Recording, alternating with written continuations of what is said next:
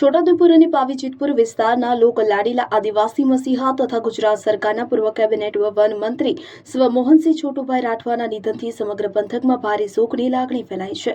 82 વર્ષની વયે લોકદેવ પામેલા આ પીઠ નેતાએ 55 વર્ષ સુધી સક્રિય રાજકારણમાં રહી લાખો લોકોના હૃદયમાં સ્થાન મેળવ્યું હતું અને 11 વખત ધારાસભ્ય તરીકે સેવા આપી હતી।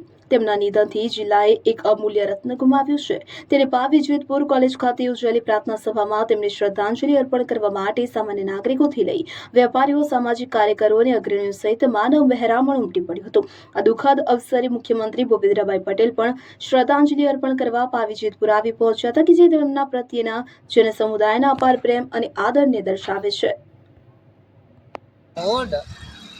ચોરોના ફીડર હવે આ થમલો પડ્યો થઈ ગયો અને પહેલાં 20 થી 22 દિવસમાં પણ અમારે એક આવો બનાવ બની ગયેલો છે અને હેલ્પરને 2 થી 3 વાર કીધું તો એ લોકો એમ કે થમલો પડી જાય તે અમે ઊભો કરીએ, તે જવાબદારી કોઈ લે, પછી આવા અનબનાવ બને પછી અમને એ લોકો એમ કહેવામાં કે અમને કીધું કેમ નહીં એમ, બરાબર। પછી અમને કહીએ 2-3 વખત કીધું તે હજુ।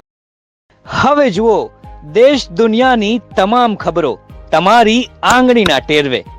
ઉઠાવો મોબાઈલ અને ગૂગલ પ્લે સ્ટોર પરથી ડાઉનલોડ કરો અમારી CN24 ન્યૂઝ મોબાઈલ એપ।